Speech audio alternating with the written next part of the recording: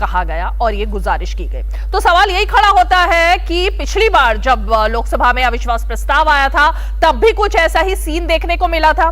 लेकिन मैं आगे बढ़ूं, सबसे पहले हम आपको लोकसभा लिए चलते हैं जहां गृह मंत्री अमित शाह इस वक्त शुरू कर रहे हैं भाषण।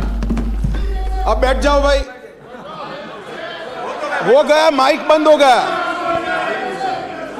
अध्यक्ष जी ने मुझे खड़ा किया भाई। प्लीज माननीय सदस्य बैठ जाइए। आपको पर्याप्त समय पर्याप्त मौका दिया है। माननीय अध्यक्ष जी, आज विपक्ष के सदस्य श्री गौरव गोगाई जो अविश्वास प्रस्ताव लेकर सदन में उपस्थित हुए थे, इस पर मैं मेरे विचार व्यक्त करने के लिए खड़ा हुआ हूं। माननीय अध्यक्ष जी, भारतीय संविधान के अनुच्छेद 75 में कहा गया है कि मंत्रिपरिषद लोकसभा के प्रति जवाबदेह है। इसलिए इसी अनुच्छेद 75 को प्रतिबंधित करने के लिए लोकसभा के नियम 198(1) से 198(5) तक मंत्रिपरिषद में अविश्वास का प्रस्ताव रखने की प्रक्रिया नियत की गई है। माननीय अध्यक्ष जी, जब से आजाद हुए तब से 27 अविश्वास प्रस्ताव और 11 विश्वास प्रस्ताव इस सदन में प्रस्तुत हुए हैं। कई बार सरकारों का बहुमत जाने की स्थिति में सदन के विपक्ष के सदस्य अविश्वास प्रस्ताव लेकर आते हैं। कई बार बड़े जन आंदोलन के समय प्रजा की भावना को प्रतिबिंबित करने के लिए अविश्वास के प्रस्ताव लेकर आते हैं।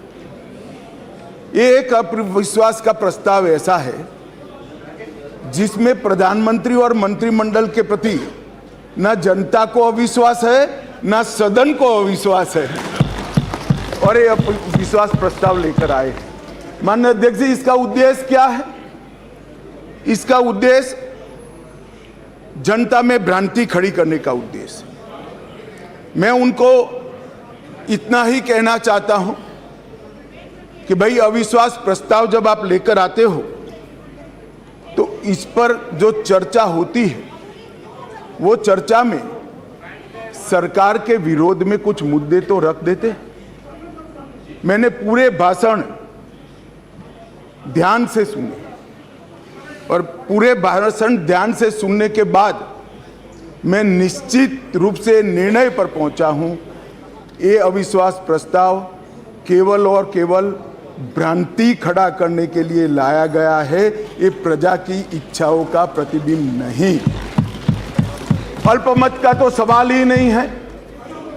अल्पमत का सवाल इसलिए नहीं है क्योंकि जब तक जो अविश्वास के प्रस्ताव के विरोध में बोले हैं और जो समर्थन सदन का दिखाई पड़ा है, मतदान होगा तब होगा जो कराएंगे तो, परंतु जो समर्थन दिखाई पड़ा है वो बताता है कि अल्पमत का सवाल नहीं है।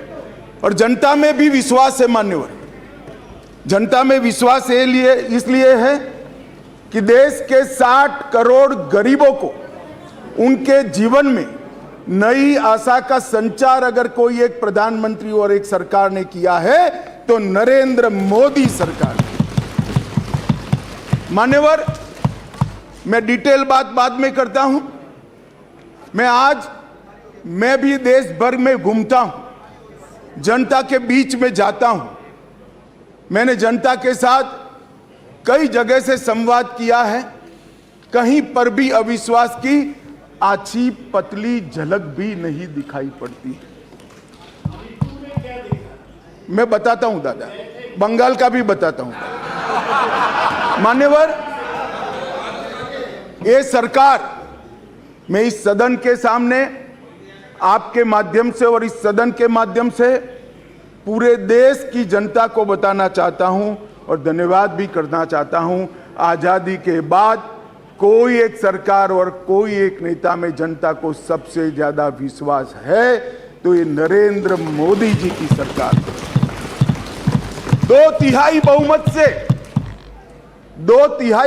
से 2 बार एनडीए को चुना गया।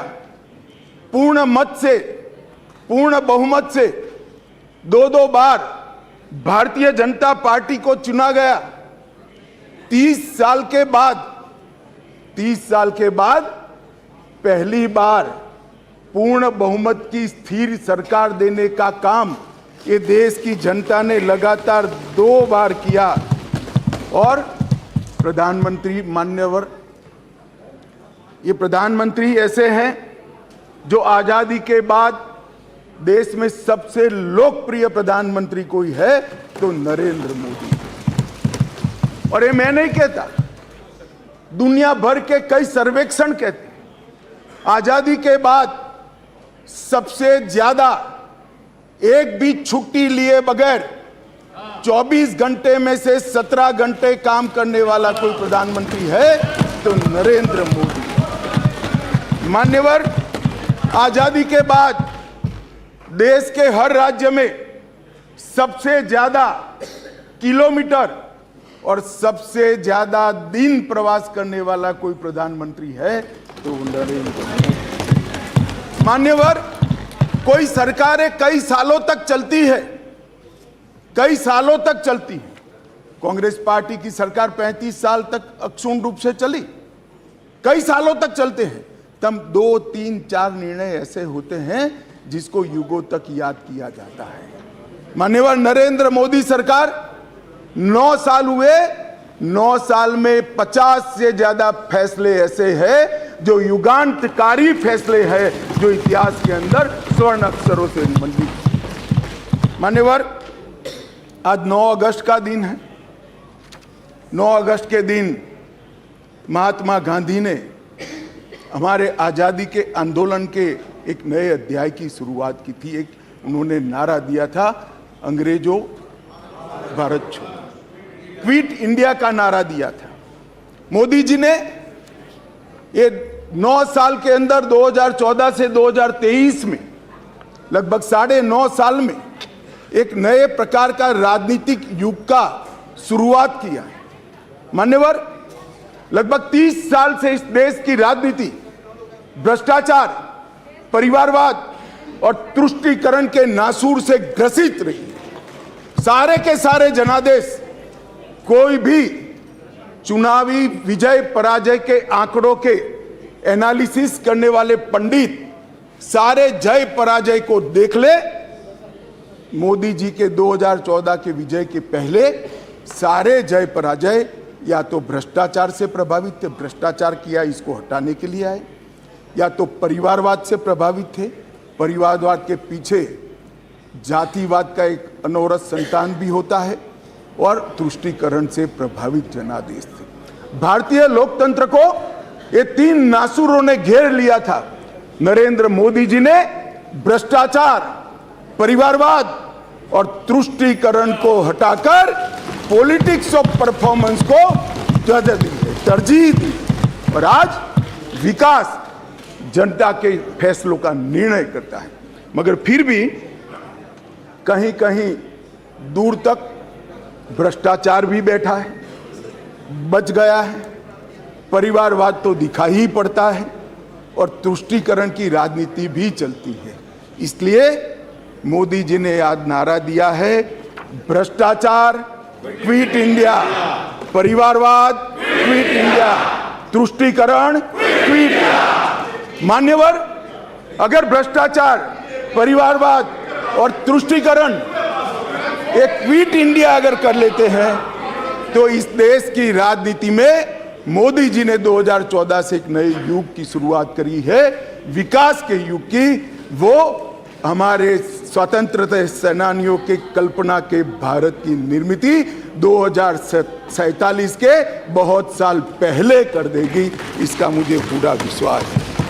मान्यवर, अविश्वास का प्रस्ताव एक संवैधानिक प्रक्रिया है, हमें कोई आपत्ति नहीं। विपक्ष का उद्देश्य है कोई भी हो, विपक्ष का अधिकार है, अविश्वास का प्रस्ताव ले आते हैं। और मैं तो कई बार मानता हूं कि अविश्वास प्रस्ताव से पार्टियों के और गठबंधनों के चरित्र उजागर होते। कई बार अविश्वास प्रस्ताव आए, मैंने जैसे पहले कहा, मैं 3 अविश्वास प्रस्ताव का जिक्र करना जरूर चाहूंगा। 2 अविश्वास प्रस्ताव है यूपीए सरकार के खिलाफ, जो हम विपक्ष में थे तब लेकर आए थे, और 1 अविश्वास प्रस्ताव एनडीए सरकार के खिलाफ था, जो यूपीए जब विपक्ष में थी तब लेकर। 1993 जुलाई में नरसिम्हा राव जी की कांग्रेस की सरकार थी, उसके खिलाफ अविश्वास प्रस्ताव आया। अब सरकार बचानी होती है, नरसिम्हा राव जी को बचानी थी। कांग्रेस का मूल सिद्धांत है येन केन प्रकारेण सत्ता में बने रहना, सत्ता में बने रहने का प्रयास करना। ना इसके लिए सिद्धांत होते हैं, ना नीतियां होती है, ना औचित्य होता है। मान्यवर नरसिम्हा राव जी की सरकार अविश्वास प्रस्ताव जीत गई और बाद में कई लोगों को जेल की सजा हुई, स्वयं नरसिम्हा राव जी को हुई, क्योंकि झारखंड मुक्ति मोर्चा को घूस देकर अविश्वास प्रस्ताव पर विजय प्राप्त करी। आज कांग्रेस भी वहां बैठी है और झारखंड मुक्ति मोर्चा भी वहां बैठा है। मान्यवर 2008 में मनमोहन सिंह जी विश्वास प्रस्ताव लेकर आए। विश्वास प्रस्ताव के वक्त भी एक बार यहां पर बरोबर देश में वातावरण हो गया था कि इनके पास बहुमत नहीं है, बहुमत था भी नहीं।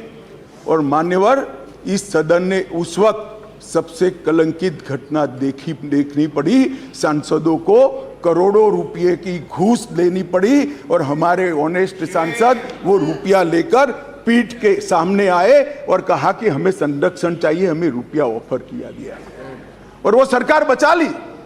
तो एक तो चरित्र है यूपीए का, सरकार के सामने अविश्वास का प्रस्ताव आए या कोई अविश्वास का प्रस्ताव न लाए, इसलिए विश्वास का प्रस्ताव वो स्वयं लाए।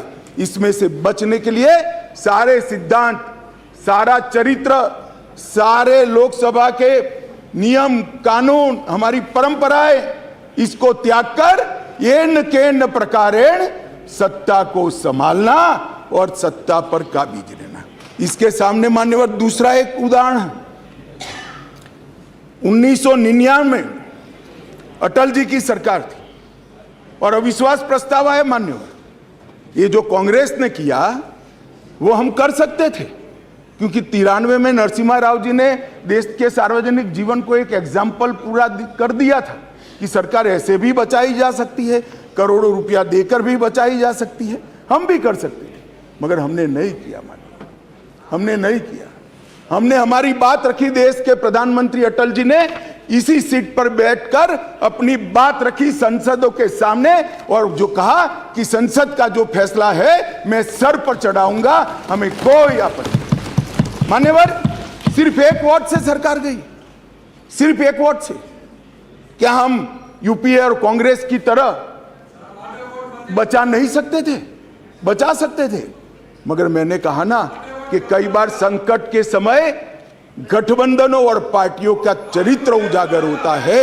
यूपीए का चरित्र सत्ता बचाने के लिए भ्रष्टाचार करने का चरित्र है और भारतीय जनता पार्टी और एनडीए का चरित्र सिद्धांतों के लिए राजनीति करने का चरित्र है। मान्यवर उस वक्त मुझे ठीक याद है, मैं संसद में नहीं था, सदस्य नहीं था, बहुत सारे सीनियर सदस्य होंगे उस वक्त। मान्यवर 1 ही वोट का फर्क था और अंत में गिरधर गोमांग के वोट को हमारे उड़ीसा के पूर्व मुख्यमंत्री उस वक्त मुख्यमंत्री से शपथ ले चुके थे और वोट डालने आए थे।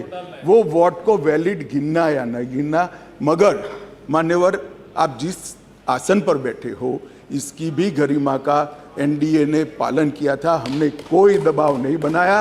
1 वोट हमारे विरुद्ध में गया, हमारी सरकार चली गई। मगर आज मैं फिर से कहना चाहता हूं गौरव गोगोई जी को, मगर जनता है जो सब देखती है, जनता है जो सब जानती है।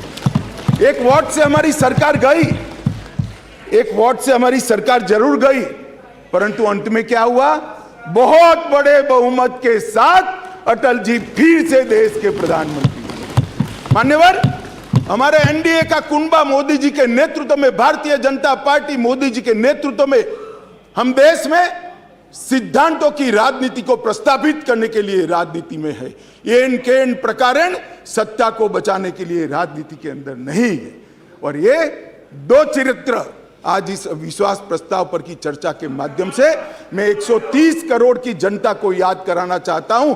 एक और करोड़ों रुपया खर्च कर बहुमत खरीदने वाले लोग बैठे हैं और एक बार सिद्धांत के लिए सत्ता छोड़ने वाले लोग बैठे हैं। जनता, देश की जनता ने मान्यवर, अरे शुरुआत है, धैर्य रखो, काफी सुनना पड़ेगा। सुरेश जी, ये तो ट्रेलर है, अभी ट्रेलर है। मान्यवर, अभी बात निकली गरीब कल्याण की। हमारी साथी मंत्री अनुप्रिया जी गरीब कल्याण के सारी बातें बता रही थी। मान्यवर, गरीबी हटाओ का नारा दिया, सालों तक गरीबी हटाओ के नारे के आधार पर देश की भोली भाली गरीब जनता का विश्वास प्राप्त किया और वोट लेते रहे, जीतते रहे, गरीबी जस की तस रह गई। नरेंद्र मोदी जी ने कोई बड़े बड़े वादे नहीं किए, परंतु नरेंद्र मोदी जी के जहन में गरीबी का डंक भी था, दंश भी था, क्योंकि वो स्वयं गरीब के घर से आकर इस सबसे बड़ी पंचायत में आए थे। इन्होंने गरीब कल्याण के लिए मान्यवर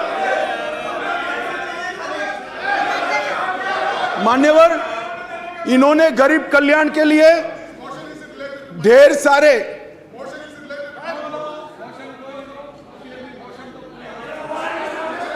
मान्यवर सुरेश जी इतने सीनियर मेंबर है, उनको अविश्वास प्रस्ताव का कैरेक्टर मालूम नहीं है। आप जब अविश्वास प्रस्ताव लेकर आते हो तो सरकार के समग्र कामकाज पर क्वेश्चन मार्क करते हो, और क्योंकि ये क्वेश्चन मार्क पॉलिटिकली मोटिवेटेड है, इसलिए मुझे सरकार के परफॉर्मेंस की चर्चा करनी पड़ेगी। मान्यवर, इस देश के करोड़ों गरीबों के नसीब में जब तक मोदी जी प्रधानमंत्री नहीं बने धुएं से भरा हुआ घर था। मोदी जी ने 9.6 करोड़ 9 करोड़ 60 लाख गरीब महिलाओं के घर में गैस का सिलेंडर भेजा और उसकी झोपड़ी को धुएं से मुक्त कराने का काम किया। मान्यवर, 11 करोड़ परिवार ऐसे थे, दुनिया में कोई विचार नहीं कर सकता। कई देशों की आबादी 11 करोड़ से आधी भी नहीं है, 5वें हिस्से की भी नहीं है, परंतु 11 करोड़ परिवार ऐसे थे जिनके पास मान्यवर शौचालय नहीं था। हर रोज वो घर की महिलाएं आहत होती थी। मान्यवर, इनका दर्द 55 सालों तक ये यूपीए कांग्रेस ने नहीं जाना। नरेंद्र मोदी जी प्रधानमंत्री बने और 9 साल के अंदर 11 करोड़ 72 लाख परिवारों को शौचालय देने का काम। मान्यवर, देश के बहुत बड़े तबके में और विशेषकर गरीब के घर में, दलित के घर में, आदिवासी के घर में, पिछड़े के घर में, झोंपड़पट्टी में शुद्ध पीने का पानी नहीं मिलता, फ्लोराइड युक्त पानी पीते थे, भरी जुआनी में बूढ़े हो जाते थे, बाल सफेद हो जाते थे, हड्डियां टेढ़ी हो जाती थी। मान्यवर, मोदी जी ने हर घर नल के माध्यम से 12.65 लाख करोड़ मतलब 12 करोड़ 65 लाख घरों में जल से नल पहुंचाने का काम समाप्त। मान्यवर, ये हमेशा बोलते हैं, अभी भी चुनाव में कहते हैं कि हम किसानों का कर्ज माफ करेंगे, किसानों का कर्ज माफ करेंगे। मान्यवर, मैं पूछना चाहता हूं, 10 साल में कितना कर्ज माफ करा भाई? 4 से 14 तक आप 10 साल रहे, कितना मार्च करा? 70,000 करोड़, ठीक है ना? 70,000 करोड़। इसमें से भी 35,000 करोड़ तो नीचे बाकी रह गया है, मगर चलो मान ही ले कि 70,000 करोड़ किया। हम किसी का कर्ज माफ करने में विश्वास नहीं करते हैं, उसको कर्ज ही न लेना पड़े, ऐसी व्यवस्था।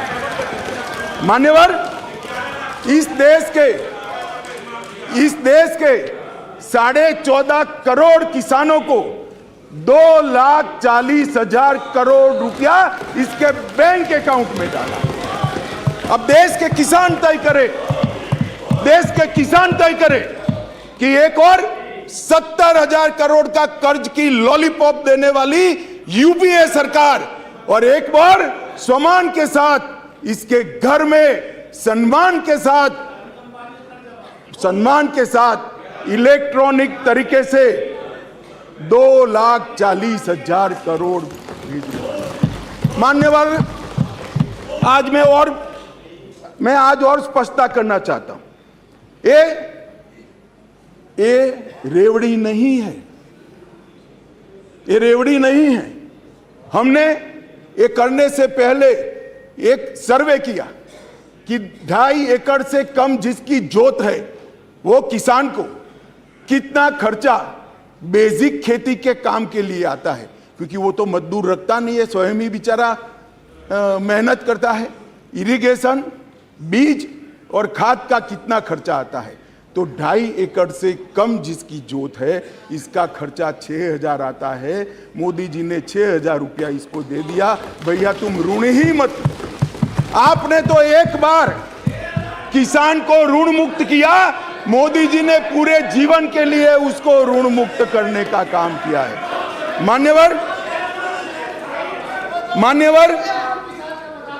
इस देश में 50 करोड़ लोग ऐसे थे, करीब 60 करोड़ लोग जिनके घर में बीमारी आ जाए तो पिताजी की मृत्यु हो जाएगी इसका डर नहीं लगता था, इलाज का खर्च कितना आएगा इसका डर लगता था, और वो पूरा परिवार ऋण के बोझ के तले दब जाता था। मान्यवर, मोदी जी ने 50 करोड़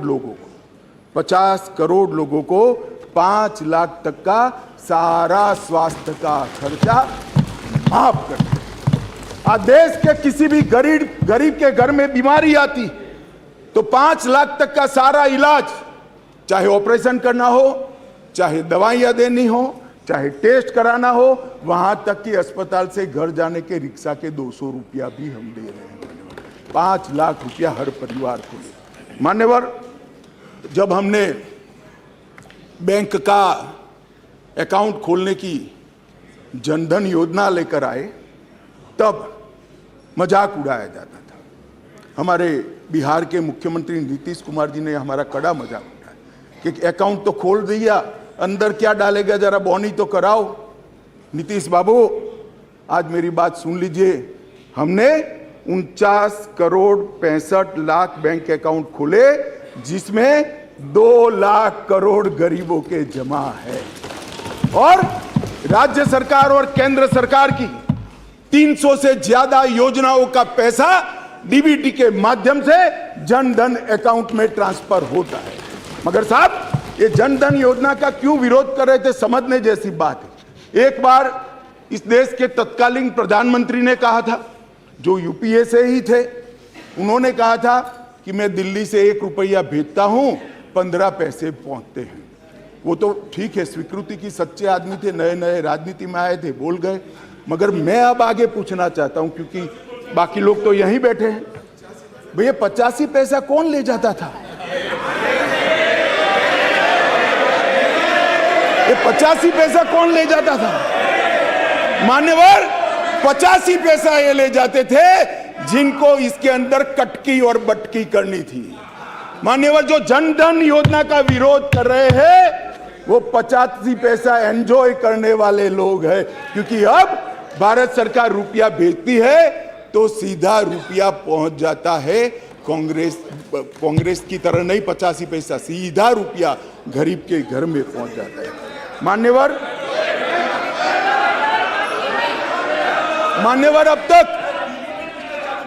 अब तक जनधन योजना, भाई आप योजना तो बनाते हो, करते नहीं हो। बैठो, बताता हूं, मैं बताता हूं, बैठो ना, अरे बैठो ना। मान्यवर कह रहे डीबीटी किसने चालू किया, अब कहेंगे जीएसटी किसने चालू किया, अब कहेंगे गरीबी हटाओ किसने कहा। आपने कहा सब कुछ किया, कुछ नहीं किया हमने है, आप तो कहते ही रह गए। आप तो कहते ही रहेंगे। मान्यवर 25 लाख करोड़ रुपया इस देश की 130 करोड़ की जनता इसको सीधा प्रसारण देख रही। मैं आपके माध्यम से देश की जनता को बताना चाहता हूं, एक पैसे के कमीशन के बगैर, कटकी के बगैर 25 लाख करोड़ रुपया देश के गरीबों के बैंक अकाउंट में सीधा ट्रांसफर।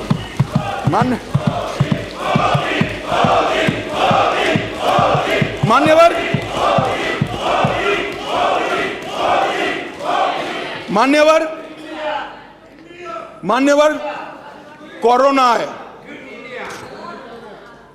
मान्यवर कोरोना है।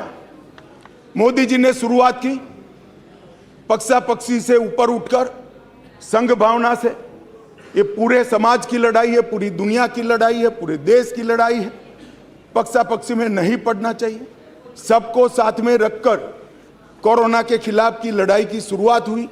और मैं आज भी कहता हूं, मैं आज भी मानता हूं कि कोरोना के खिलाफ भारत सफलता से लड़ पाया है। उसका एकमात्र कारण है सभी जगह दुनिया में कोरोना के खिलाफ सरकारें लड़ी, भारत में केंद्र सरकार, राज्य सरकार और 130 करोड़ लोग एक साथ लड़े हैं।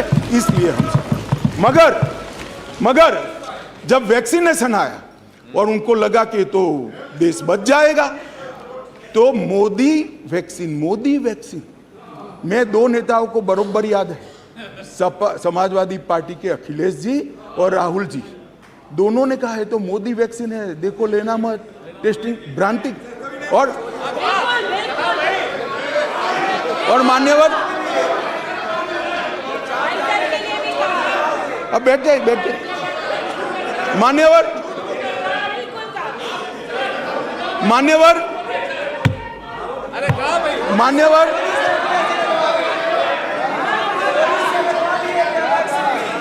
मान्यवर जनता ने वैक्सीन लेना शुरू किया। मोदी सरकार ने चाय पिलाकर वैक्सीन दी, फ्री ऑफ कॉस्ट वैक्सीन दी, पहला डोज दिया, दूसरा डोज दिया और 130 करोड़ लोगों को दोनों डोज लगाकर कोरोना से बचाने का था। मान्यवर, इसके साथ साथ उस वक्त रोजगारी के प्रश्न खड़े हुए, लॉकडाउन का भी विरोध किया गया। मान्यवर, लॉकडाउन का भी विरोध किया गया।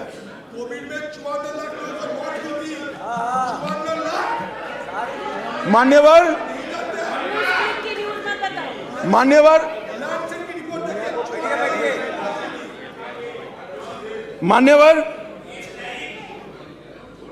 सबने कहा कि लॉकडाउन लगाओगे तो गरीब क्या खाए। हमारे सामने दो रास्ते थे, लॉकडाउन न लगाना और पूरे देश की जनता कोरोना में फंस जाए, लाखों करोड़ों लोगों की मृत्यु हो।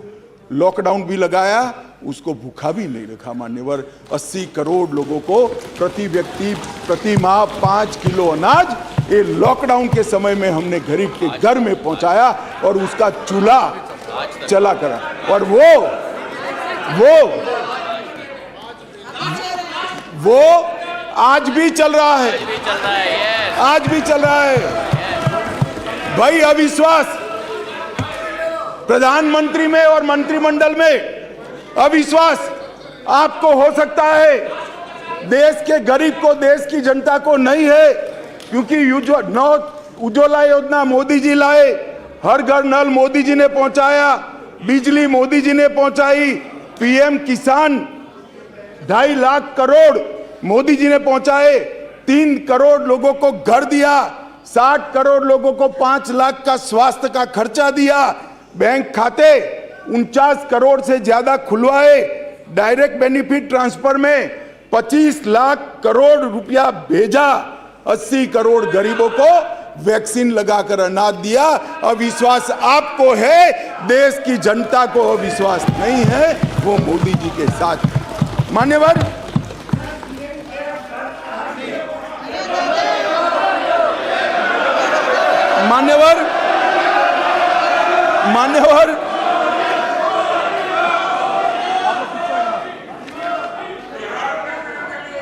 अध्यक्ष जी,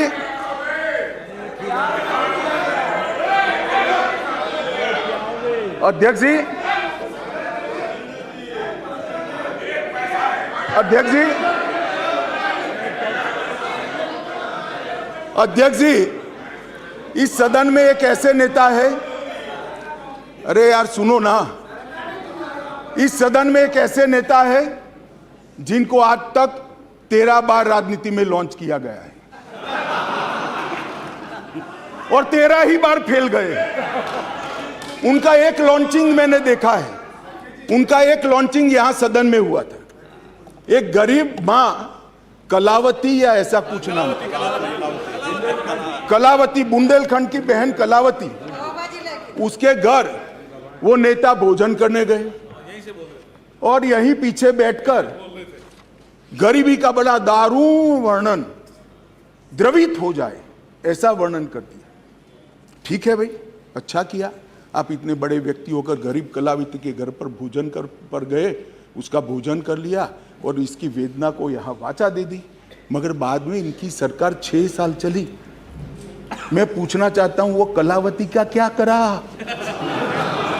वो कलावती को घर, बिजली, गैस, शौचालय, अनाज, स्वास्थ्य, ये सब देने का काम नरेंद्र मोदी ने।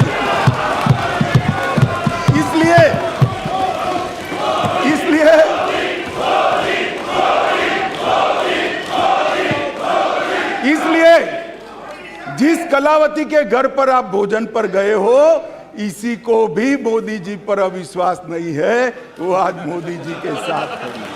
मान्यवर, राष्ट्रीय पिछड़ा वर्ग आयोग बनाया, पिछड़ा वर्ग को संवैधानिक मान्यता दी, आर्थिक रूप से कमजोर लोगों को 10% का रिजर्वेशन इतने सालों के बाद पहली बार मिला और 2 बार राष्ट्रपति बनाने का उम्मीदवार चयनित करने का हमें मौका मिला। सत्ताधारी पार्टी एनडीए ने, बीजेपी ने एक बार दलित और एक बार आदिवासी भारत में प्रथम बार। एक गरीबों के लिए काम करने वाली ये सरकार है। नरेंद्र मोदी जी ने गरीब कल्याण का जो यज्ञ चलाया है, इससे गरीब के घर में जाते हैं तो वो दिन मित्र कर नरेंद्र मोदी को बुलाते हैं। गरीब अपने आप को मोदी जी में अपना मित्र ढूंढता है। मान्यवर, ये इसलिए मैं कह रहा हूं, अविश्वास आपको है, देश की जनता को अविश्वास नहीं है। मान्यवर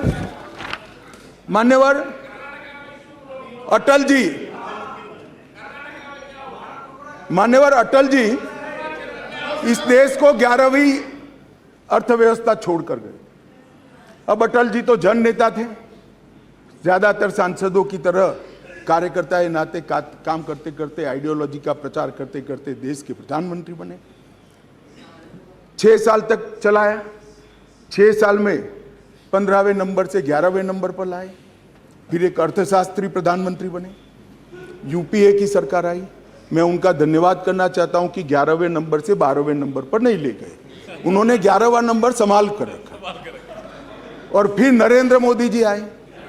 ढेर सारे पंडित कहते थे मोदी जी देश का अर्थतंत्र कैसे संभालेंगे, मनमोहन सिंह चौपट कर गए हैं, सारे ग्राफ उल्टे हैं, सारे पैरामीटर्स आउट ऑफ कंट्रोल हैं।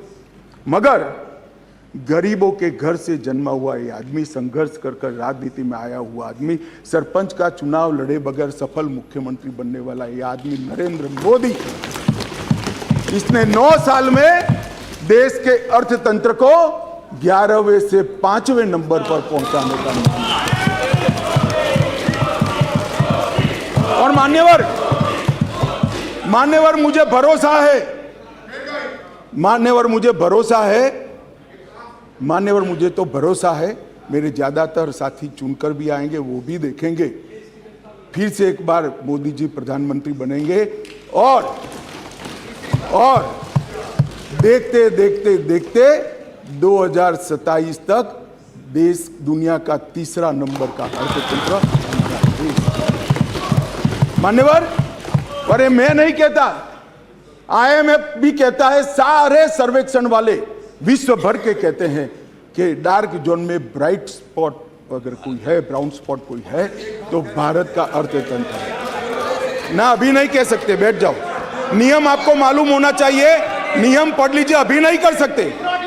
अरे भाई, आपकी पार्टी ने आपका नंबर ही बोलने में नहीं रखा है, क्या खड़े हो कर बोलते हो? आप लीडर ऑपोजिशन हो ना, आप चर्चा शुरू करते हो ना, बोलने देते हैं आपको। अब मेरे भाषण में क्यों बोल रहे हो आप? आपको बोलने नहीं देते आपके पार्टी वाले। बैठ जाओ। मान्यवर,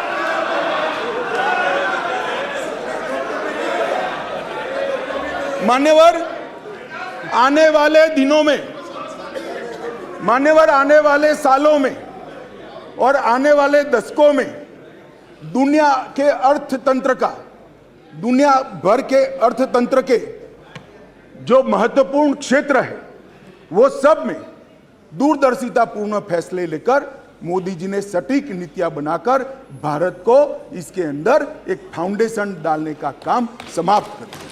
चाहे ग्रीन हाइड्रोजन हो, चाहे इलेक्ट्रिकल व्हीकल हो, चाहे अंतरिक्ष हो, चाहे डिफेंस का प्रोडक्शन हो, चाहे इलेक्ट्रॉनिक आइटम का मैन्युफैक्चरिंग हो, चाहे क्वांटम इंजीनियरिंग के अंदर संवर्धन और R&D करना हो, और चाहे ऑर्गेनिक फूड का बाजार खड़ा करना हो।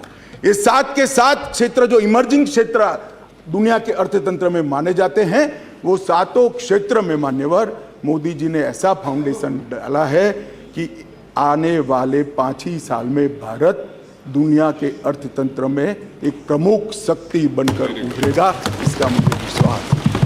मान्यवर, इंफ्रास्ट्रक्चर की गति शक्ति के तहत सिर्फ 2024-25 तक 2 लाख किलोमीटर राष्ट्रीय राजमार्ग हम समाप्त कर देंगे।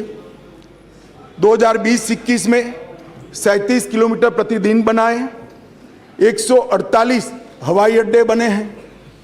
मोदी जी के आने के पहले 74 थे, अब 148 हो गए। Vande Bharat semi high speed train शुरू हो चुकी है। 99,000 करोड़ की सागरमाला परियोजना जो इंफ्रास्ट्रक्चर का बहुत बड़ा दूरगामी कदम है, वो पूरा हो चुका है। कार्गो हैंडलिंग की क्षमता देश की 79% बढ़ी है, अगले साल तक 2 गुना हो जाएगी। और 27 ट्रेनों में मेट्रो उपलब्ध कराई है, और भारत नेट 6.20 लाख किलोमीटर फैला दिया है। लाखों गांवों तक भारत नेट को पहुंचाने का काम।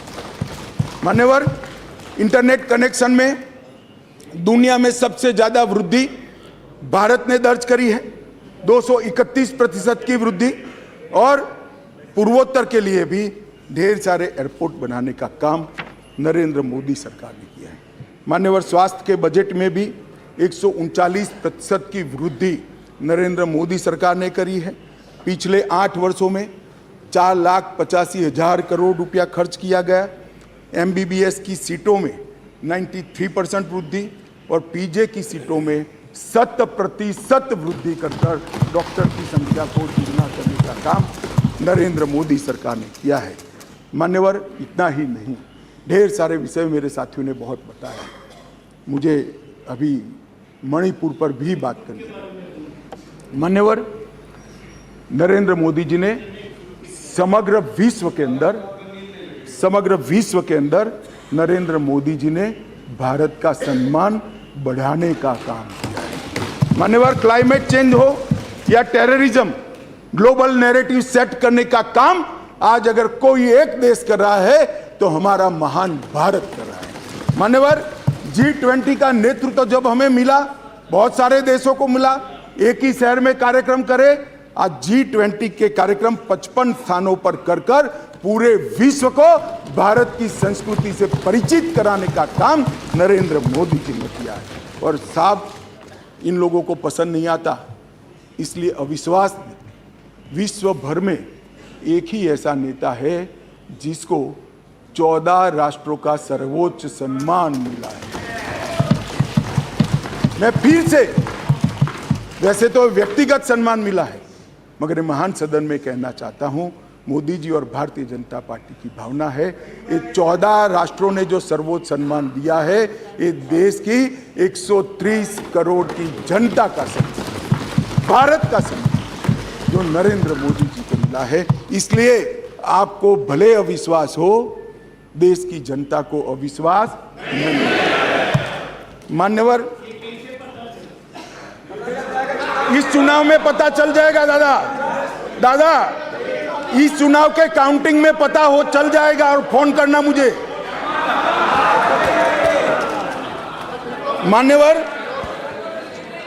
मान्यवर, देश की सुरक्षा, यूपीए की सरकार थी, 2004 से 2014 तक चली। आए दिन आतंकवादी घुस जाते थे, आलिया मालिया जमालिया घुसते थे और जवानों के सर काट कर ले जाते थे। और इस सदन के अंदर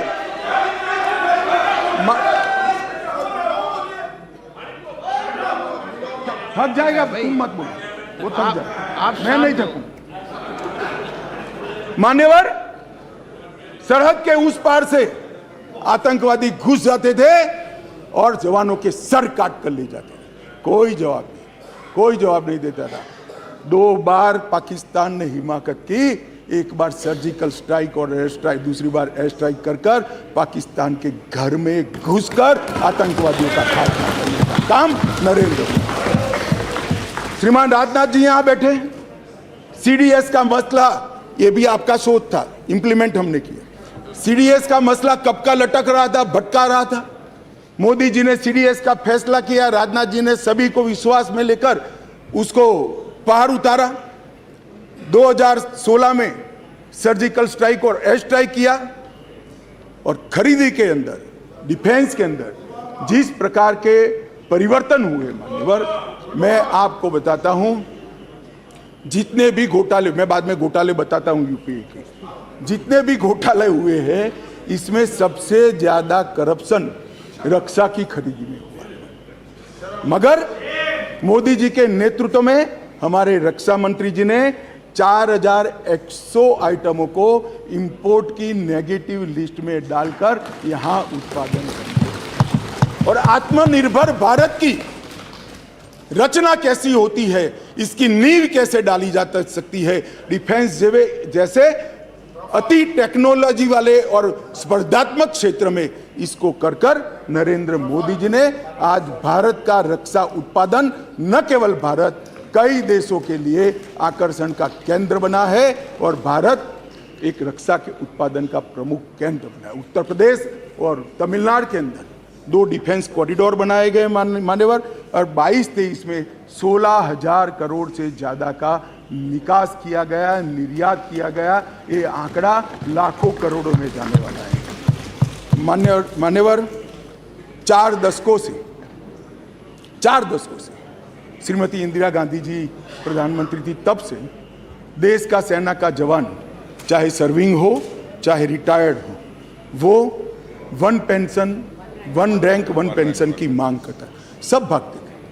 भारतीय जनता पार्टी के नेता नरेंद्र मोदी जी ने सेना के सम्मान में निर्णय किया, और 42,000 करोड़ से ज्यादा राशि 1 पेंशन 1 रैंक के अंदर देने का काम। मान्यवर, दुनिया में अस्थिरता बढ़ी, चाहे यूक्रेन हो, यमन हो, चाहे कोरोना में दुनिया भर में बसते हुए हमारे भारतीय हो। 90 से ज्यादा यूक्रेन से उड़ाने कर दोनों राष्ट्राध्यक्षों से बात कर 3 दिन तक युद्ध बंद कर 23,000 भारतीयों को घर पे लाने का काम नरेंद्र मोदी से। ऑपरेशन राहत 5,000 भारतीय और 2,000 विदेशी नागरिकों को वहां से यमन से निकाला, और 2 लाख उड़ानों के माध्यम से 2.97 लाख मतलब 3 करोड़ करीब यात्रियों को सकुशल कोरोना के वक्त वंदे भारत मिशन के तहत वापस लाया। मान्यवर, चीन की सीमा पर हमारी आर्टिलरी न पहुंचे ऐसी स्थिति थी, रोड ही नहीं बनाए थे, नक्शा ही देखते रहते थे। नरेंद्र मोदी जी और राजनाथ जी की टुकड़ी ने सीमा के अंतिम गांव तक भारत के प्रथम गांव में रोड पहुंचाने का, वाइब्रेंट विलेज के माध्यम से गांव खाली न हो, इसकी चिंता मान्यवर नरेंद्र मोदी जी ने की। मान्यवर, किसानों के कल्याण के लिए ढेर सारे काम करें, बजट में 6 गुना वृद्धि करी। जरा सुनो भाई सुरेश, आप लोग 21,900 करोड़ रुपए का छोड़कर गए थे। कितना छोड़कर गए थे भाई? 21,900 करोड़। अब ध्यान से सुनना, 21,900 करोड़ को 6 गुना बढ़ाकर 1,25,000 करोड़ रुपए का बजट नरेंद्र मोदी। मान्यवर, खाद्यान्न के उत्पादन 265 मिलियन टन से बढ़कर 22-23 में 323 मिलियन टन रिकॉर्ड उत्पादन हुआ। प्रधानमंत्री किसान सम्मान योजना में आगे बात कर चुका हूं। 14 करोड़ लोगों को 6,000 रुपया, 2,41,000 करोड़ रुपया। और ये एमएसपी बहुत चिल्लाते रहते हैं। मैं आपको पूछना चाहता हूं मान्यवर, आपके माध्यम से जो अविश्वास प्रस्ताव लेकर आए हैं उनको मैं एमएसपी के बारे में जरूर पूछना चाहता हूं कि भैया आपने एमएसपी की कितनी खरीदी की थी और एमएसपी में के रेट में कितनी बढ़ोतरी की थी। जरा हिसाब किताब लेकर जनता के सामने जाइए। मगर नहीं जाएंगे, बैठे बैठे बोले रह गएंगे एमएसपी का क्या हुआ। मैं बताता हूं सत्य क्या है। और मैं इस सदन के माध्यम से देश की जनता को और 14 करोड़ किसानों को कहना चाहता हूं कि आपके घर में सबसे ज्यादा एमएसपी और एमएसपी पर सबसे ज्यादा धान खरीदने का काम कोई एक सरकार ने किया है तो नरेंद्र मोदी। मान्यवर, धान की खरीदी पहले ध्यान से सुनना, सभी सभासदों को मेरा विनती है, ध्यान से सुनिए। धान की खरीदी 475 लाख मैट्रिक टन मनमोहन सिंह जी ने अपने अंतिम साल में की। मैं फिर से आंकड़ा बोलता हूं, 475 लाख मैट्रिक टन। नरेंद्र मोदी जी ने अंतिम खरीदी 896 लाख मैट्रिक टन, 88% की वृद्धि। मान्यवर, और लाभार्थी किसान पहले 76 लाख थे, अब 1,31,00,000 लाभार्थी किसान। मान्यवर, गेहूं की खरीदी एमएसपी पर खरीदी, इसके अंदर मनमोहन सिंह जी और इनकी यूपीए की सरकार 251 लाख मैट्रिक टन छोड़कर गए थे, 251 लाख मैट्रिक टन। अब नरेंद्र मोदी जी ने 251 लाख मैट्रिक टन से बढ़ाकर 433 लाख मैट्रिक टन पहुंचाने। और पहले गेहूं 20 लाख किसानों का खरीदा जाता था, अब गेहूं 43 लाख 43 लाख किसानों का खरीदा जाता है। मान्यवर, मोदी जी ने कहा कि किसानों की आय 2 गुनी करेंगे। हमारा मखौल उड़ाते थे, अभी भी उड़ाते हैं, शायद 5 साल बाद भी उड़ाएंगे। समझ नहीं पड़ी है। मान्यवर, हम कहते थे कि हम किसानों का आय 2 गुना करेंगे, हमारा मजाक उड़ाया जाता। अब मैं बताता हूं मान्यवर, मोदी जी ने निर्णय कर दिया कि किसान की आय से, मतलब खर्च से, लागत से 50% कम से कम एमएसपी रखेंगे। ये बहुत बड़ा ऐतिहासिक किसान हिस्से से निर्णय है। मान्यवर, धान की एमएसपी जो 1310 थी, मैं फिर से एक बार ध्यान आकृष्ट करना चाहूंगा। मनमोहन सिंह जी, यूपीए सरकार, जिनको हम पर अविश्वास है, वो यूपीए सरकार धान के एमएसपी 1310 छोड़कर गई। कम खरीदते थे मगर रेट 1310 था, हमने ज्यादा खरीदा और उसके दाम को भी 1310 से बढ़ाकर 2040 करने। मान्यवर, गेहूं 2013-14 में 1400 रुपया एमएसपी छोड़कर गए थे डॉक्टर मनमोहन सिंह यूपीए, और आज 2013-14 में 1400 से बढ़कर 2125 रुपया एमएसपी करने का। हमने गेहूं ज्यादा भी खरीदा और गेहूं का दाम भी ज्यादा दिया। मान्यवर, ये ना ही किसान हितैषी है, ना एक गरीब हितैषी है, ना एक पिछड़ा हितैषी है। उनको अपने परिवारों के अलावे किसी का ध्यान नहीं। और इसलिए मोदी जी ने आज कहा है, 9 तारीख को आज कहा है, 9 अगस्त को, परिवारवाद ट्वीट किया, भ्रष्टाचार और तुष्टीकरण। मान्यवर,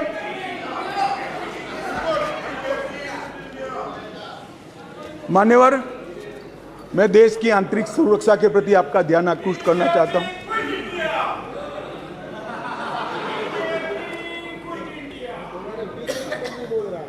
भाई, अभी भी सत्यता स्वीकारो, नहीं तो जो होए उसके भी आधे हो जाओ।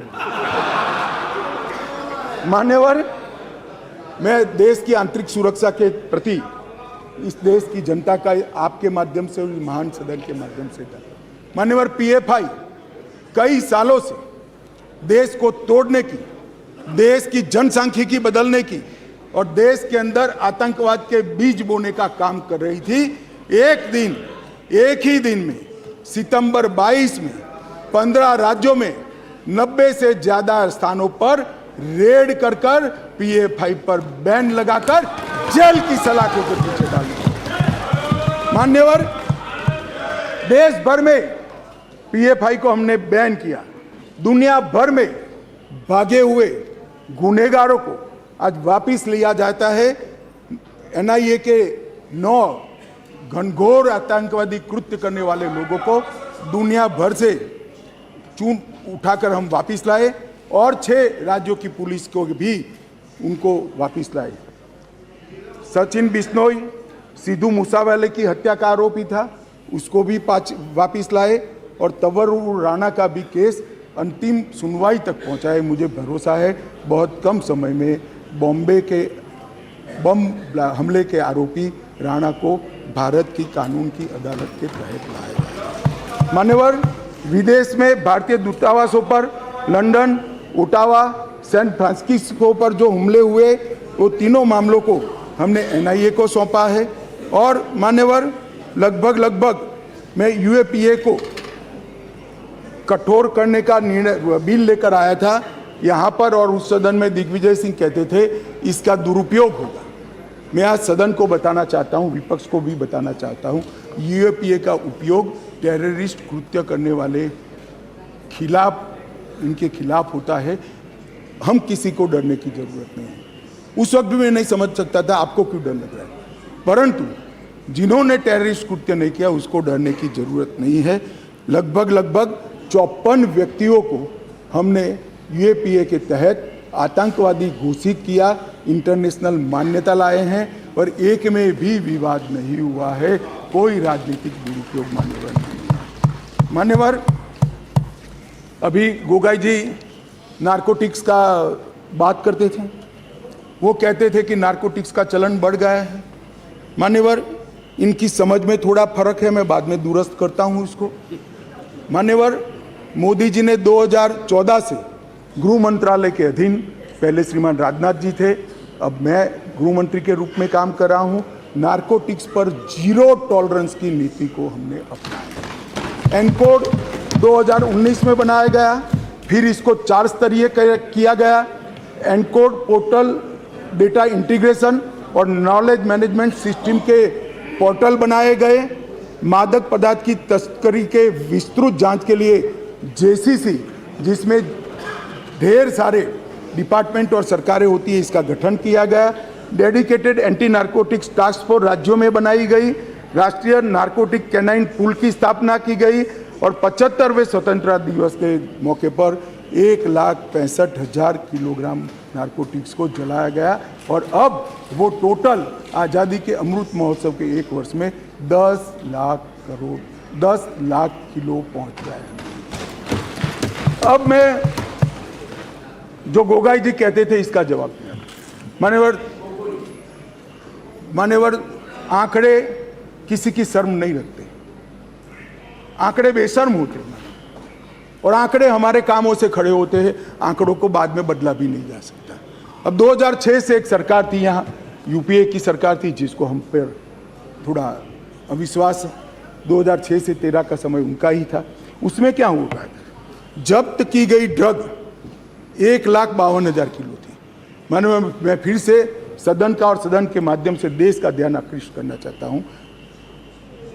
जब्त की गई ड्रग 1,52,000 किलो थी और 2014 से 22 तक 1,52,000 करोड़ से बढ़कर 3,73,000 किलोग्राम ड्रग्स हमने जब्त किया। गोगाई जी,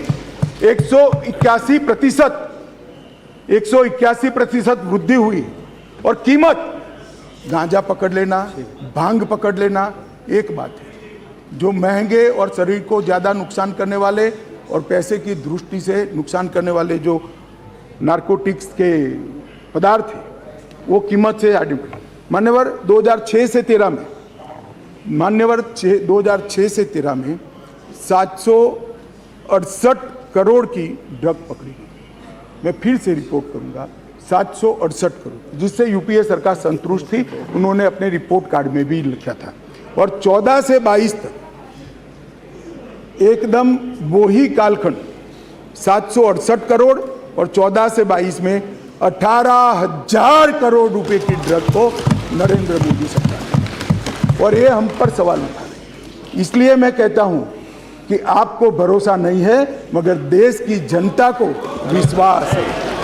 कुल मामले 1257 दर्ज किए थे, अब 3700। अब इन्होंने कल यहां ज्ञान बांटा कि पहले 1257 थे, अब देखिए बढ़ गए 3700 हो गए। भाई नारकोटिक्स के खिलाफ केस अच्छे हैं या बुरे माने जाएंगे? हम पकड़ते हैं, आप पकड़ते ही नहीं थे, चलने देते थे। हमने पकड़ना शुरू किया, इसलिए 1257 से बढ़कर 3700 केस हो गए। और गिरफ्तारियां आपने 1363 की थी, हमने 5400 गिरफ्तारियां करी। मान्यवर टोल फ्री नंबर भी करा। माननीय सदस्यों, सभा की सहमति हो तो गृह मंत्री जी के भाषण की समाप्ति तक सभा की कार्रवाई बढ़ा दी जाए।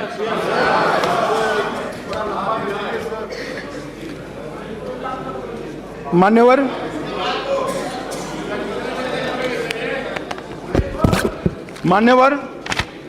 3 करोड़ युवा और 2 करोड़ महिलाओं को नशा मुक्त अभियान में अलग अलग विभागों के समाज कल्याण विभाग, महिला और बाल कल्याण विभाग, शिक्षा विभाग, गृह मंत्रालय, वित्त मंत्रालय सब ने इकट्ठा होकर साथ में जुड़ा है। और लगभग 9.5 करोड़ लोग तक नशा मुक्त भारत अभियान की शपथ और टोल फ्री नंबर पर मिस कॉल करने की पहुंच बढ़ी है। मान्यवर, ये हमारे प्रयासों को दर्शाता है। इसलिए मैं कहता हूं कि भले आपको विश्वास हो, देश की जनता को विश्वास है। मान्यवर, इस देश की आंतरिक सलामती की दृष्टि से 3 बड़े हॉटस्पॉट माने जाते थे। एक कश्मीर, एक वामपंथी उग्रवाद का क्षेत्र और तीसरा नॉर्थ ईस्ट। और सालों तक कांग्रेस की सरकार रही, ये चलता रहा। आज मैं स्पष्ट रूप से सदन में कहना चाहता हूं कि कश्मीर की समस्या वोट बैंक की राजनीति और समस्या से आंख मूंदना था। कश्मीर की समस्या सरकारों का ढूलमूल रवैया था। कश्मीर के अंदर 2014 से हमारी नीतियों में परिवर्तन आया। मैं फिर से एक बार कहना आऊंगा,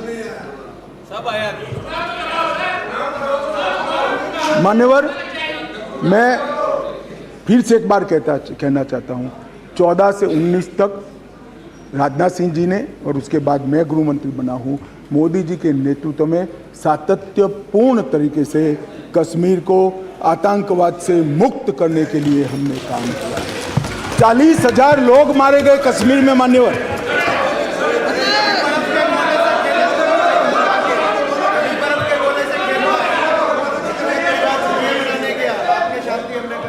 मान्यवर, मेरा एक निवेदन है।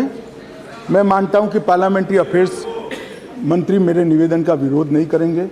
अधीर जी को टाइम नहीं दिया है कांग्रेस पार्टी ने, हमारे टाइम में से आधा घंटा दे दो तो बीच में ना बोलेंगे, ये बीच में खड़े हो जाते हैं। हमारे टाइम में से आधा घंटा दे दीजिए साहब, वो बोलने दीजिए उनको। ये बीच में इसलिए खड़े होते हैं, इनकी पार्टी ने उनको टाइम ही नहीं दिया इसे।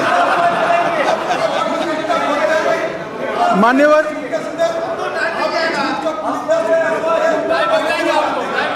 नहीं, कश्मीर तो सारी संसदीय समितियां गई है ना, कश्मीर देखा है ना सबने। माननीय गृह मंत्री जी,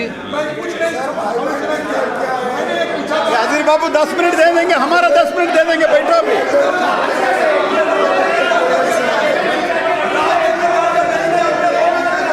चलिए बेटे, आप क्यों खड़े हो, बैठिए।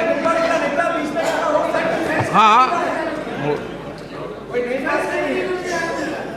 मान्यवर, कश्मीर के अंदर परिवर्तन लाने वाला युगांतकारी निर्णय इस देश के सम्माननीय प्रधानमंत्री नरेंद्र मोदी ने किया। जवाहरलाल नेहरू सरकार की एक भूल थी। धारा 370 5 अगस्त 2019 और 6 अगस्त को इस महान सदन ने धारा 370 को समाप्त कर। इसके साथ ही कश्मीर के अंदर से 2 झंडे चले गए, 2 संविधान खत्म हो गए और संपूर्ण रूप से कश्मीर का भारत के साथ जुड़ाव करने का काम इस देश के प्रधानमंत्री नरेंद्र मोदी। मान्यवर, इन्होंने, मैं अभी भी एक इनके ही प्रेरित एनजीओ की एक मीटिंग अभी हुई, रिपोर्ट मैंने देखी। क्या रिपोर्ट कहती है? हुर्रियत से चर्चा करो, जमीयत से चर्चा करो, पाकिस्तान से चर्चा करो। हम ना हुर्रियत से चर्चा करेंगे, ना जमीयत से करेंगे, ना पाकिस्तान से चर्चा करेंगे। अगर मान्यवर, अगर हम चर्चा करेंगे तो घाटी के युवाओं से चर्चा करेंगे, वो हमारे अपने हैं, हम उनके साथ चर्चा करेंगे। मान्यवर, हुर्रियत पर हमने पाबंदी कर दी, जमायते इस्लामी पर कश्मीर में पाबंदी कर दी, आतंकवादियों के समर्थन को चुन चुन कर नौकरियों से हटाया। अब किसी भी आतंकवादी की मृत्यु का जनाजा नहीं निकलता है, क्योंकि जो जहां मारा जाता है वही दफन किया जाता है। मान्यवर, लखनपुर टोल टैक्स जो हम जैसे कार्यकर्ताओं को, भारतीय जनता पार्टी के करोड़ों कार्यकर्ताओं को सूल की तरह हृदय में चुभता था, वहीं श्यामा प्रसाद मुखर्जी को जहां अरेस्ट किया था, वो लखनपुर टोल टैक्स को समाप्त कर दिया। मान्यवर, राज्य की अर्थव्यवस्था को एकीकृत किया, 2 दरबार की परंपरा समाप्त कर दी गई और 200 करोड़ रुपए को बचाने का काम इन नरेंद्र मोदी सरकार ने। मान्यवर, वहां दलितों को रिजर्वेशन नहीं था, आदिवासियों को नहीं था, पिछड़े को नहीं था। ये सारा रिजर्वेशन देने का काम नरेंद्र मोदी सरकार। मान्यवर, वहां पर महिला आयोग नहीं था, बाल आयोग नहीं था, वहां पर दलित आयोग भी नहीं था। ये सारे आयोग बनाने का काम भारतीय जनता पार्टी की नरेंद्र मोदी सरकार। वहां सफाई कर्मचारी मान्यवर 7-7 पीढ़ी से मुगलों को जमाने से रहते थे, मगर उनको डोमिसाइल सर्टिफिकेट नहीं मिलता था। पाकिस्तान से शरण में आए हुए, पाक अधिकृत कश्मीर से आए हुए हिंदू, उनको डोमिसाइल, पश्चिम पाकिस्तान से आए हुए लोग, डोमिसाइल नहीं मिलता था। ये सबको डोमिसाइल देने का काम इस देश के प्रधानमंत्री नरेंद्र मोदी। मान्यवर, ये कर रहे हैं कि हम डेमोक्रेटिक पार्टी, डेमोक्रेटिक वैल्यूज में मानते हैं। कश्मीर पर शासन किसने किया? किसने किया? 3 परिवारों ने किया, महबूबा मुफ्ती, फारूक साहब और गांधी परिवार। ये 3 परिवारों ने कुल शासन किया। वहां का पंचायत चुनाव नहीं करा है। नरेंद्र मोदी जी ने नवंबर-दिसंबर 2018 में, राजनाथ सिंह गृह मंत्री थे, 9 चरणों में पंचायती चुनाव को समाप्त। 4483 सरपंच निर्वाचित हुए और 35,000 पंच चुने गए। आज 40,000 लोग डेमोक्रेसी की सांस भर रहे हैं, जमहूरियत का फायदा उठा रहे हैं। स्टोन पेंटिंग का मैं आप सबको कहता हूं, पथराव की घटना टीवी पर दिखाई पड़ती है भैया? कहीं नहीं दिखाई पड़ती, क्योंकि पथराव बंद हो चुका। माननीय अध्यक्ष जी, जम्मू कश्मीर पुलिस, प्लीज, मान्यवर, जम्मू कश्मीर पुलिस 90 के दशक के पहली बार आज एक्टिव होकर आतंकवाद का सामना कर रही है। जम्मू में नई हाई सिक्योरिटी जेल बनाई, मंदिरों को प्रोटेक्शन दिया है, हिंदू संपत्ति वापस देने का कानून लाए हैं, टूरिज्म का विकास हुआ है। और सुन लीजिए, अधीर रंजन जी अविश्वास लेकर आ गए हैं। 2022 में 1 करोड़ 80 लाख टूरिस्ट जम्मू कश्मीर गए हैं एक साल। 1 करोड़ 80 लाख। मान्यवर, अरे बैठ जाओ यार, बैठ जाओ। मान्यवर, 33 साल के बाद थिएटर चालू हुआ है, नरेंद्र मोदी के शासन में चालू हुआ। 33 साल के बाद नाइट शो चालू हुआ है, नरेंद्र मोदी के शासन में चालू हुआ है।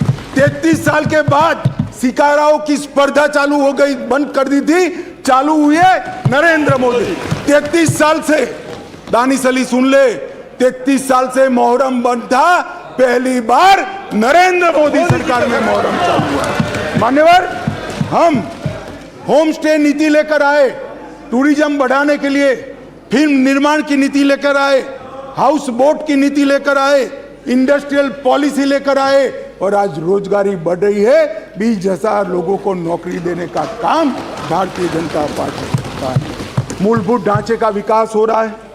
5,000 मेगावाट, 3,000 मेगावाट, 624 मेगावाट और 540 मेगावाट की जल विद्युत की योजनाएं वहां शुरू कर दी गई है।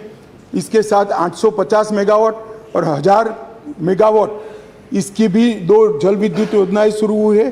सिंचाई योजना, शाहपुर कंडी बांध योजना जो 50 साल पहले शुरू हुई थी, मोदी जी के शासन में चालू हुई थी, मोदी जी के शासन में पूरी होगी। 62 करोड़ की मुख्य रवि नहर 90% काम पूरा कर दिया गया है। और झेलम तवी बाढ़ वसूली परियोजना संगठन द्वारा 250 मिलियन US$ विश्व बैंक से लाकर गरीबों को पुनर्वसन का काम ये नरेंद्र मोदी सरकार। श्रीनगर बारामूला रेल लिंक प्रगति पर है, उधमपुर बारामूला रेल लिंक प्रगति पर है। और सुरक्षा का मैं आंकड़ा बताना चाहता हूँ मान्यवर, मैं इसलिए तुलनात्मक रखता हूँ कि अविश्वास का जो प्रस्ताव है इससे देश की जनता में भ्रांति न खड़ी हो मान्यवर, ये बहुत जरूरी है मान्यवर। इसलिए मैं 9 साल के 2 टुकड़े लेकर आया हूँ। कौन से 9 साल के टुकड़े हैं? एक परिवारवाद, तुष्टीकरण और भ्रष्टाचार के आधार पर चुनी गई यूपीए की सरकार के 9 साल है, और एक देशभक्ति और समर्पण के आधार पर चुनी गई नरेंद्र मोदी सरकार। 9 साल की दोनों के तुलनात्मक में आतंकवाद की कुल घटनाओं में मान्यवर 68% की कटौती हो चुकी है। मान्यवर, कुल मौतें सिक्योरिटी और नागरिक की दोनों मिलाकर 72% की कमी हुई है, और नागरिकों की मौतों, सिर्फ नागरिकों की मौतों में 82% की कमी हुई है।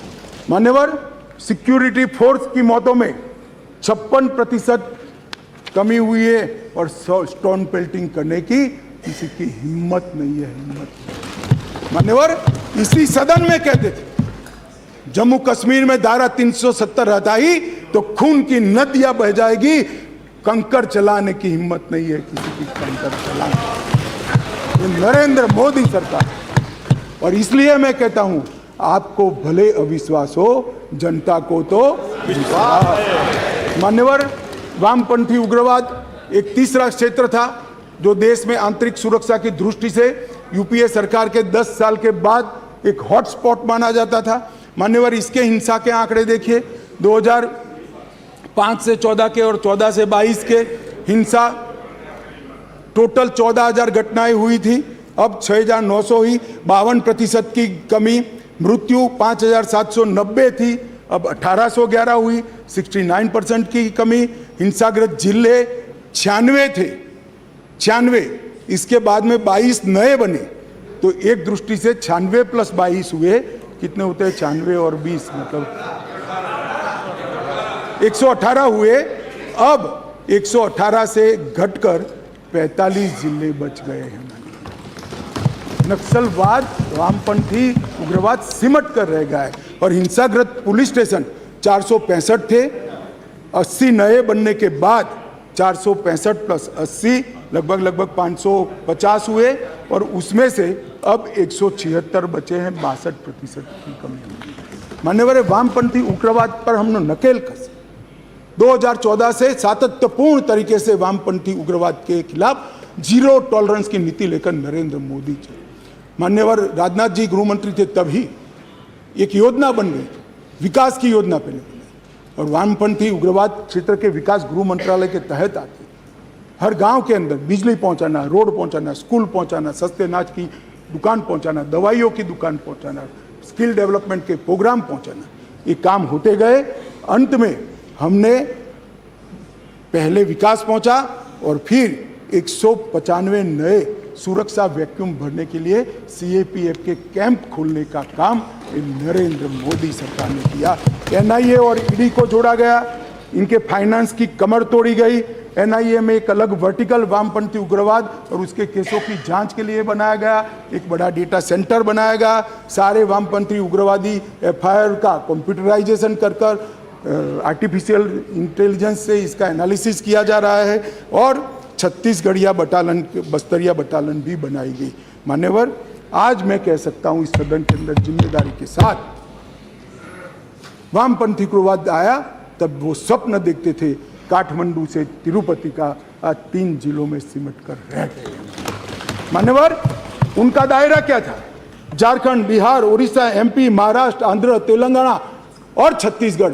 आज क्या बच गया है? झारखंड मुक्त, बिहार मुक्त, उड़ीसा मुक्त, एमपी मुक्त, महाराष्ट्र मुक्त, आंध्र मुक्त, तेलंगाना मुक्त, केवल और केवल छत्तीसगढ़ के 3 जिले बचे हैं। मान्यवर, ये अविश्वास प्रस्ताव गिरने वाला है, जनता फिर से मोदी जी को चुनने वाली है और अगले टर्म में ये 3 जिले भी निश्चित रूप से समाप्त होंगे। मान्यवर, वामपंथी उग्रवाद को, मान्यवर, वामपंथी उग्रवाद पर जबरदस्त नकेल कसने का काम नरेंद्र मोदी सरकार कर रही है।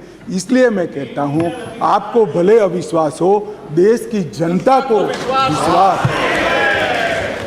मान्यवर, अब मैं पूर्वोत्तर की बात करना चाहता हूं। नॉर्थ ईस्ट भी तीसरा हॉटस्पॉट माना जाता था। मान्यवर, हिंसक घटनाएं सेम कालखंड की मैं लेकर आया हूं, फिर से इन लोगों को ऐसा न हो, इसलिए हिंसक घटनाएं 10,000 होती थी, इसकी जगह 3,238 हुई, 68% की कमी। हताहत सुरक्षा बल 397, अब 128, 68% की कमी। मृत्यु नागरिक 298, अब 420, 82% की कमी। हर हेड में हिंसा नॉर्थ ईस्ट के अंदर कम हुई। और इसके पहले मान्यवर किसकी सरकार थी? 10 साल तक नॉर्थ ईस्ट के सारे राज्य और यहां पर ये यूपीए की सरकार थी मान्यवर, मगर कुछ नहीं होता था। निवेदन करना, पॉलिटिक्स करना और अंदर अंदर झगड़ा लगाना, यही काम था। नरेंद्र मोदी जी ने नॉर्थ ईस्ट को मन के साथ भारत के साथ जोड़ने का काम किया। हमारे कई डेवलपमेंट के पंडित कहते हैं मोदी जी ने नॉर्थ ईस्ट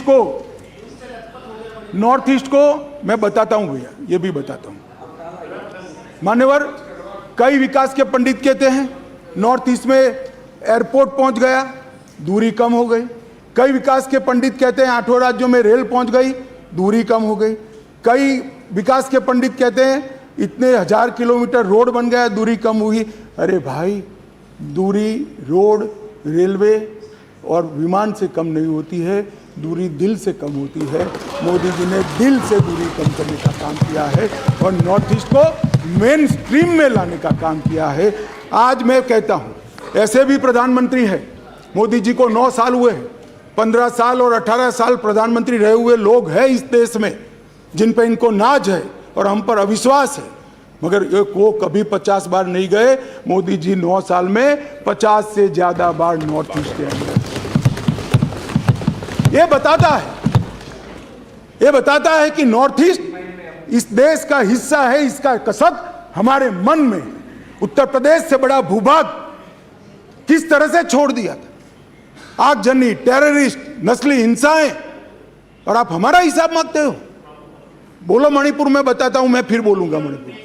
मान्यवर, इन लोगों ने नॉर्थ ईस्ट के लिए कुछ नहीं किया, ना विकास किया है ना कुछ किया है। मैं आपको बताता हूं, अटल जी नैसेक स्थापना कर गए थे, इसरो जैसी एक संस्था बनाई, पदेन मैं इसका अध्यक्ष होता हूं।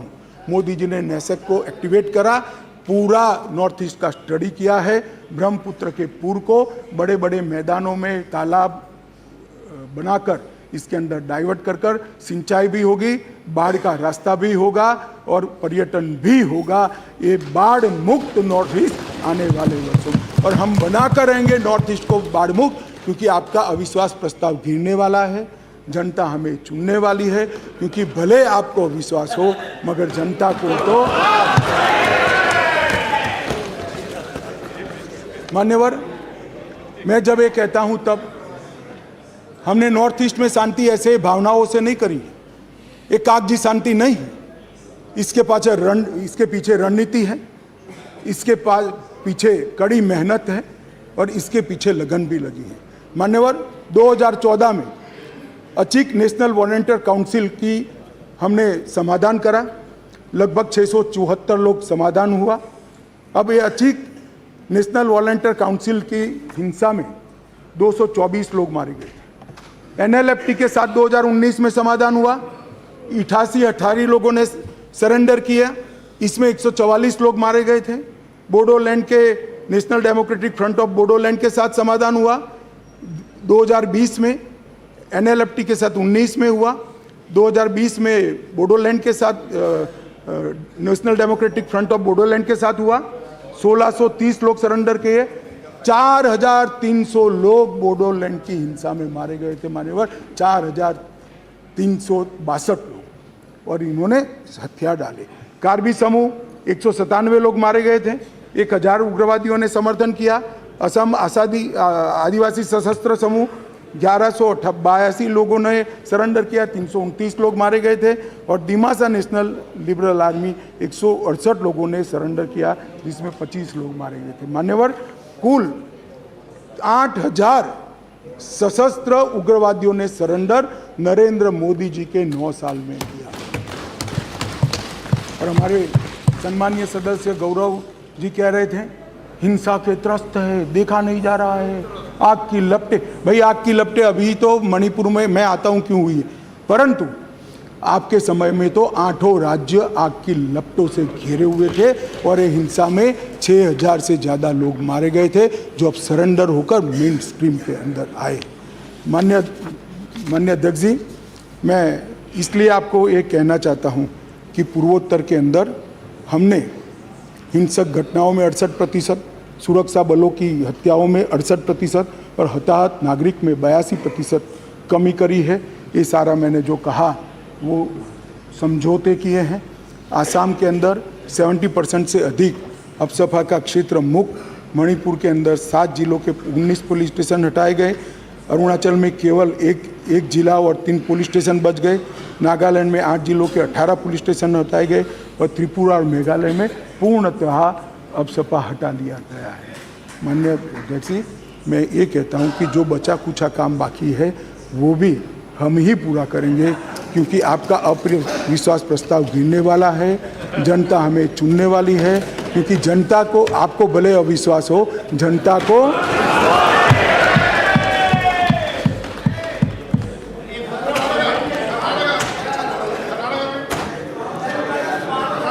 मान्यवर, अब मैं मणिपुर की बात करना चाहता हूँ।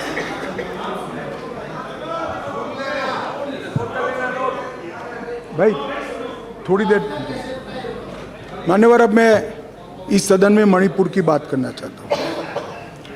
मान्यवर, मणिपुर में जो हिंसक घटनाएं हुई है वो क्यों हुई है, क्या स्थिति है और इससे निपटने के लिए हमने क्या कुछ किया है, इसकी डिटेल बात मैं अभी करूँगा। परंतु मैं विपक्ष की इस बात से सहमत हूँ कि वहाँ पर हिंसा का तांडव हुआ है और इस हिंसा के तांडव से कोई सहमत नहीं हो सकता। मान्यवर, हम भी सहमत नहीं हैं, उनसे ज़्यादा दुख हमें है मान्यवर। परंतु ये परिस्थिति जन्य है। मैं बताना चाहता हूँ, इसी घटनाओं का कोई समर्थन नहीं कर सकता।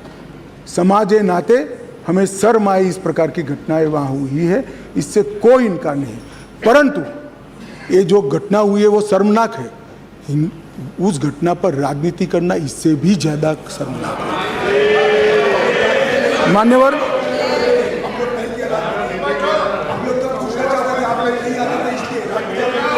मैं बताता हूं,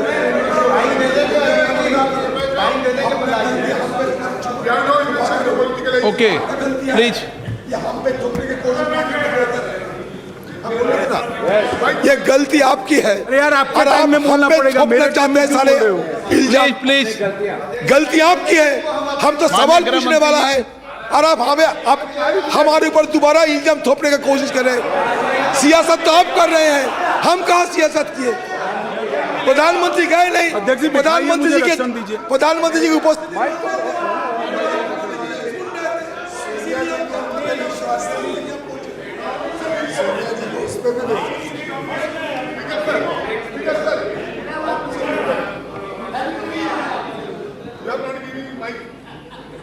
मान्यवर, एक भ्रांति देश भर की जनता के सामने फैलाई गई है कि यह सरकार मणिपुर पर चर्चा के लिए तैयार नहीं है। मैं आज भरे सदन के अंदर आपके माध्यम से सदन को बताना चाहता हूं कि सदन आहूत भी नहीं हुआ था। मैंने पत्र लिखकर अध्यक्ष जी से मांग की थी कि मैं चर्चा के लिए तैयार हूं, इसमें समय मर्यादा मत बनाइए। प्लीज बैठो बैठो बैठो प्लीज प्लीज प्लीज प्लीज। मान्यवर, मैं डे 1 से चर्चा के लिए तैयार था, मगर वो चर्चा नहीं चाहते, उनको विरोध करना था। और मैं कहना चाहता हूं, मेरी चर्चा से संतुष्ट न होते तो फिर कहते प्रधानमंत्री करे, प्रधानमंत्री विचार भी करते, मगर आप सदन में चर्चा ही न होने दो। मणिपुर जैसे महत्वपूर्ण मुद्दे पर गृह मंत्री को अपना पक्ष न रखने दे। किस प्रकार की डेमोक्रेटिक व्यवस्था चाहते हैं माननीय? और क्या आप सोचते हो कि शोर शराबा कर आप मुझे चुप कर दोगे? आप चुप नहीं कर सकते हो। 130 करोड़ की जनता ने हमें चुनकर यहां भेजा है, हमें सुनना पड़ेगा। आप चुप नहीं कर सकते हो।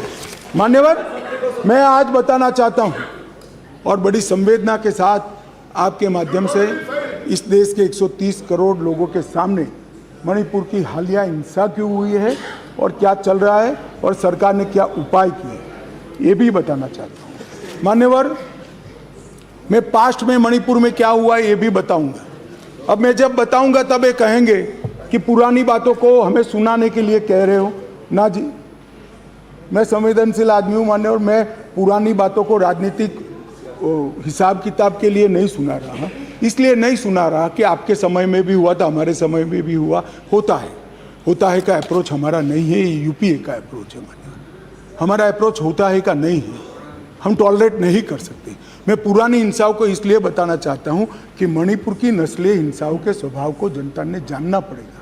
नस्लीय हिंसा मणिपुर में जब जब होती है तब किस प्रकार से होती है वो भी जानना पड़ेगा। इसलिए मैं पुरानी हिंसाओं को भी रखूंगा।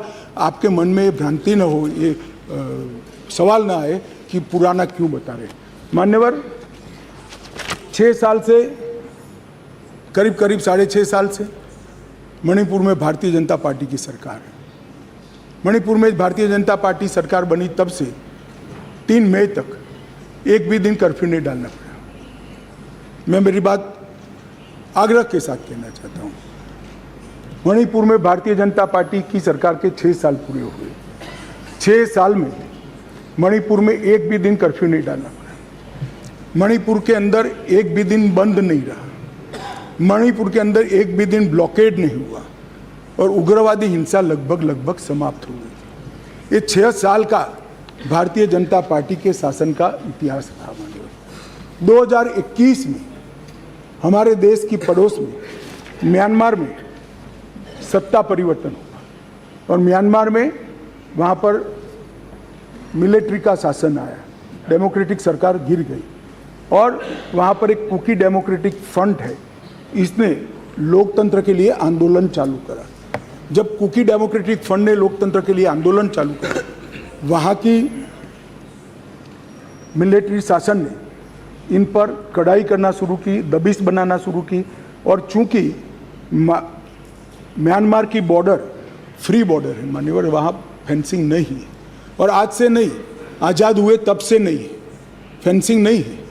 तो बहुत बड़ी मात्रा में मिजोरम और मणिपुर के अंदर कुकी भाइयों का वहाँ शरणार्थी नाते यहाँ आना शुरू हुआ। मैं इसलिए कहना चाहता हूँ मान्यवर, क्योंकि उनका झगड़ा मणिपुर की मिलिट्री से था और दबिश शुरू हुई इसलिए आया। अरे म्यांमार की मिलिट्री से था और दबिश शुरू हुई इसलिए वो यहाँ पर आए। मान्यवर, हजारों की संख्या में कुकीज़ आदिवासी भाई यहाँ आना शुरू हो गए और परिवार बसने लगे। कहाँ बसेंगे? तो जंगल में बसने लगे और एक प्रकार से मणिपुर के बाकी हिस्सों में एक असुरक्षा की भावना हुई कि हमारी जनसांख्यिकी बदल जाएगी। हमने उसको देखा। उसी वक्त मान्यवर हमने गृह मंत्रालय में 2022 में निर्णय किया कि अब ये बॉर्डर को खुला नहीं कर सकते, बॉर्डर बनानी पड़ेगी, फेंसिंग करनी पड़ेगी। हमने 10 किलोमीटर फेंसिंग पूरी कर